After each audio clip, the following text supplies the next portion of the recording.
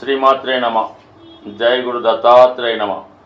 ఈ వీడియోలో మనం నవంబర్ 15 నుంచి రుజుమార్గంలోకి మారబోతున్న శనిగ్రహ ప్రభావం మిథున రాశి వారి మీద ఏ విధంగా ఉండబోతుంది అని పరిశీలించినప్పుడు, మిథున రాశి వారికి గత కొంతకాలంగా భాగ్యస్థానంలో సంచరిస్తున్నటువంటి శని భగవానుడు తన వక్ర గమనం చేత అష్టమ భావ ఫలితాలు కూడా ఇస్తూ చాలా వరకు కొన్ని అనుకోని చేదు అనుభవాలు జాతకుడికి మిగల్చడం జరిగింది. అది ముఖ్యంగా వృత్తిపరమైనటువంటి ఇబ్బందులు, అనుకోకుండా వృత్తిలో సమస్యలు, అభివృద్ధి ఆగడం, ఇవన్నీ జాతకుడికి అనుభవంలోకి రావడం జరిగింది. మరి ఇంతకాలంగా వక్రగమనంలో ఉన్నటువంటి శని భగవానుడు నవంబర్ 15వ తారీఖు నుంచి రుజుమార్గంలోకి మారడం వల్ల కంప్లీట్గా తన యొక్క ఫలితాన్ని 9వ భావం మీద ఇవ్వడం జరుగుతుంది. అంటే ఇంచుమించుగా మనకి నవంబర్ 15 నుంచి 29 మార్చి వరకు కూడా మరి శని భగవానుడు కుంభరాశిలో సంచరిస్తూ తదుపరి మీనరాశిలోకి ప్రవేశించడం వల్ల దశమ భావ ఫలితాలు స్టార్ట్ అవుతాయి. ప్రస్తుతం మాత్రం ఈ 9వ భావంలో ఉన్నటువంటి శని భగవానుడు 11వ భావాన్ని వీక్షించడం వల్ల జాతకుడికి ఇంతకాలంగా ఆగిపోయినటువంటి వృత్తిలో అభివృద్ధి తిరిగి ప్రారంభం అవడం జరుగుతూ ఉంటుంది. సాధారణంగా పాపగ్రహాలైనటువంటి కుజ, శని, రాహుకేతువులు ఒక భావంలోకి ప్రవేశించినప్పుడు ఆ భావం యొక్క చెడు ఫలితాలు ముందుగా ఇవ్వడం జరుగుతుంది. మంచి ఫలితాలు మాత్రం ఆ రాశిని విడిచిపెట్టే చివరిలో ఇవ్వడం జరుగుతూ ఉంటుంది. సో ఈ విధంగా మరి శని భగవానుడు ప్రస్తుతం 9వ భావ ఫలితాలు అంటే ఎవరైతే మిథున రాశి వారు చాలా వరకు ఉన్నత విద్య అవకాశాల కొరకు, అలాగే విదేశంలో ఉద్యోగ ప్రయత్నాల కొరకు ప్రయత్నం చేస్తున్నవారు, అలాగే ఉన్న ఉద్యోగంలో అభివృద్ధి కొరకు ఎదురు చూస్తున్న వారికి ఇది చాలా వరకు వాటి యొక్క ఫలితాన్ని మరి మీకు నవంబర్ 15 తర్వాత ఇవ్వడం జరుగుతుంది. సో ముఖ్యంగా ఇది ఈ రాశి వారికి అందరికన్నా బాగా కలిసి వచ్చే అంశం. ఎందుకంటే ఈ అష్టమ భావ ఫలితాన్ని చాలా వరకు విడిచిపెట్టి కేవలం 9వ భావాన్ని పరిపాలించడం జరుగుతుంది. ఇది వాయుతత్వ రాశిలో ఉన్నటువంటి శని భగవానుడు మరి మిథున రాశి వారు కూడా ఊహలు, ఆలోచనలు, ప్లానింగు చాలా అడ్వాన్స్గా ఉండడం జరుగుతుంటుంది. అంటే రాబోయే ఏదైనా ఒక విషయాన్ని కానీ, జరగబోయే ఒక సంఘటన కానీ వీళ్ళు ముందుగానే ఊహించడం జరుగుతూ ఉంటుంది. దానికి అనుగుణంగానే వీరు నాలెడ్జ్ని ఇంప్రూవ్ చేసుకోవడం, కొత్త కోర్సులు నేర్చుకోవడం, వాటి మీద పరిశోధించడం, ఇవన్నీ కూడా ముఖ్యంగా చేస్తుంటారు.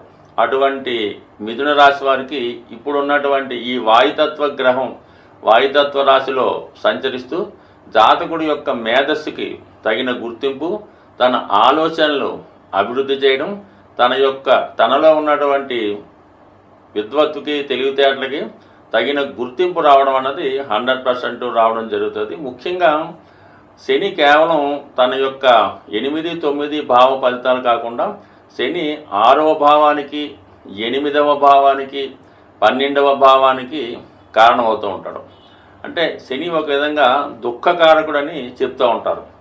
ఏదైనా జాతకుడు తన అర్హత లేనిది ఆశించినా, అలాగే తనకి సంబంధం లేని విషయాల కొరకు ఆశపడినప్పుడు శని ఖచ్చితంగా అతనికి దుఃఖానికి కారణమవుతూ ఉంటాడు.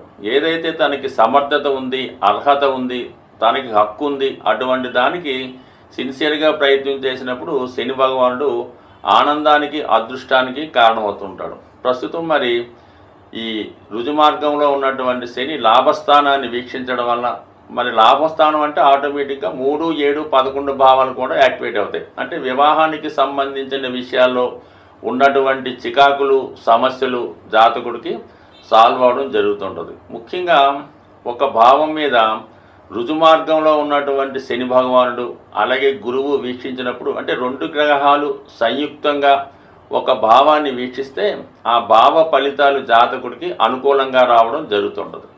మరి శని దశమ దృష్టితో 6వ భావాన్ని, గురువు సప్తమ దృష్టితో ఆరో భావాన్ని కేవలం ఇది మిథున రాశి వారికి వర్తిస్తుంది. ఆరో భావం అనేది ఏంటంటే శత్రు రోగ రుణాలకు కారణం అవుతుంటుంది. సో ఆ కారణం వల్ల జాతకుడికి ఏమైనా ఆర్థిక సమస్యలున్నా, కోర్టు సమస్యలున్నా, అనారోగ్య సమస్యలున్నా అవి ఖచ్చితంగా మీకు ఈ నవంబర్ 15 నుంచి మార్చి నెలాఖరులో కంప్లీట్గా సాల్వ్ అయ్యే అవకాశం ఉంది. ఆరోగ్య విషయంలో కూడా జాతకుడికి ఏమైనా సమస్యలు ఉన్నవాళ్ళు మరి ఈ సమయంలో దాని నుంచి బయటపడే అవకాశం ఉంది. అంటే శని భగవానుడు అందరికీ ఒకే విధమైన ఫలితాన్ని ఇవ్వడం జరగదు. వారి వారి స్థాయిని బట్టి, ఏజ్ని బట్టి జరుగుతూ ఉంటుంది. మరి ఇప్పుడు భాగ్యస్థానం అనేది ఉన్నత విద్యకి, పుణ్యక్షేత్రాలకి, ధర్మ కార్యక్రమాలకి కారణం అవుతుంటుంది. చిన్న వయసులో 30 సంవత్సరాల లోపు ఉన్న వాళ్ళకి ఉద్యోగపరమైనటువంటి అభివృద్ధి ఇస్తాడు. మరి 50 సంవత్సరాల పై ఉన్న వారికి విదేశ ప్రయాణం, పుణ్యక్షేత్రాలు దర్శించే విధంగా పెడతాడు.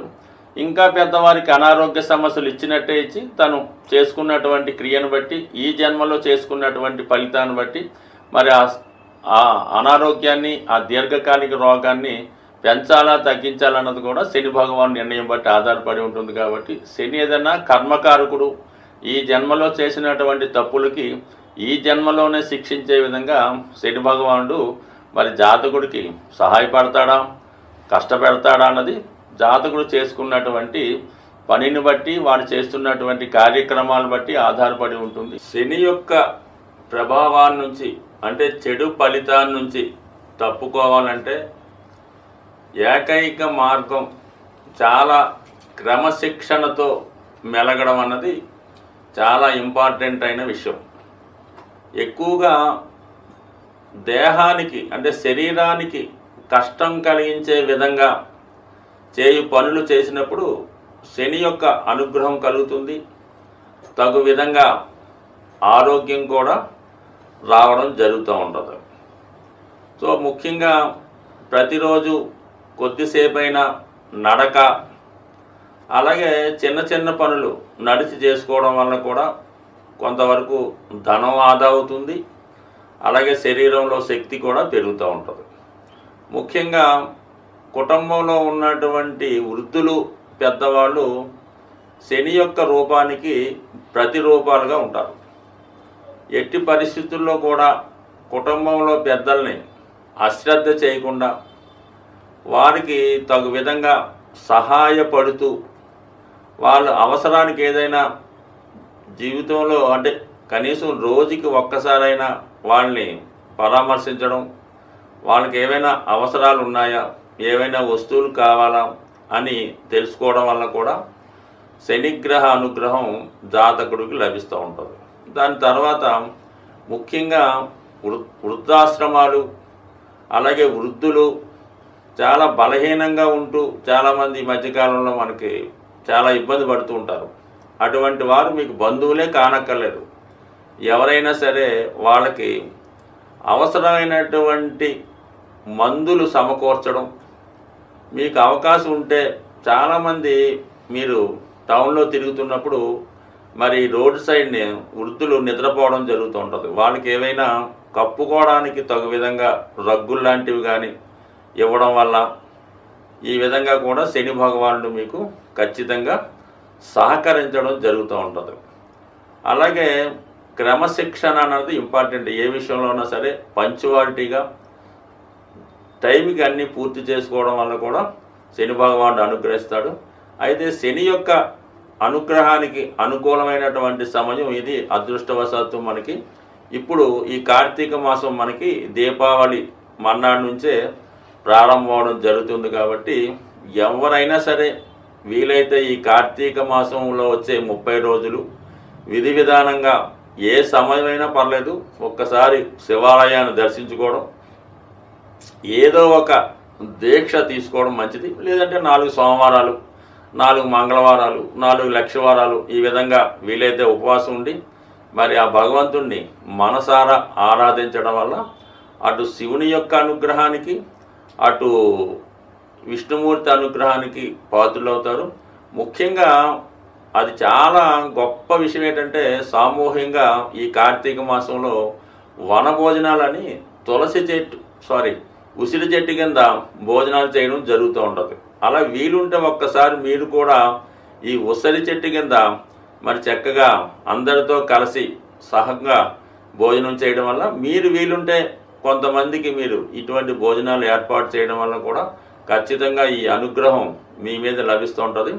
అలాగే ఈ కార్తీక మాసంలో లక్ష్మీ అమ్మవారికి ఈ ఉసిరికాయలు అంటే పెద్ద ఉసిరికాయలు కనీసం అంటే లెక్కతో సంబంధం లేదు, కొన్ని అమ్మవారికి సమర్పించి అవి మీ దగ్గర మీ ఇంట్లో దాచుకొని వీలైనప్పుడు దాన్ని ఉపయోగించడం వల్ల కూడా మరి లక్ష్మీ అనుగ్రహం, శివుని అనుగ్రహం ఇవన్నీ కూడా ఈ కార్తీక మాసంలో మీకు లభిస్తూ ఉంటాయి. కాబట్టి ఎవరి ఆచారాన్ని బట్టి, ఎవరి అవకాశాన్ని బట్టి విధి విధానంగా ఇది పాటించండి. ఇవేమీ చేయలేము అనుకున్న వాళ్ళు కేవలం ఓం నమశివాయ అనే శివపంచాక్షరి మంత్రాన్ని, దానికి ఏమీ సమయం అక్కర్లేదు, మాసము అక్కర్లేదు, నెల అక్కర్లేదు, మీకు ఎప్పుడు తోస్తే అప్పుడు ఈ యొక్క మంత్రాన్ని మీరు కనీసం మీకు ఎన్నిసార్లు వీలైతే అన్నిసార్లు మనసులో అనుకున్నా సర్లేదు, బయటికి అనుకున్నా పర్లేదు, ఖచ్చితంగా చేయడం వల్ల మరి ఎంత రుణ బాధలున్నా, ఎంత ఈది బాధలున్నా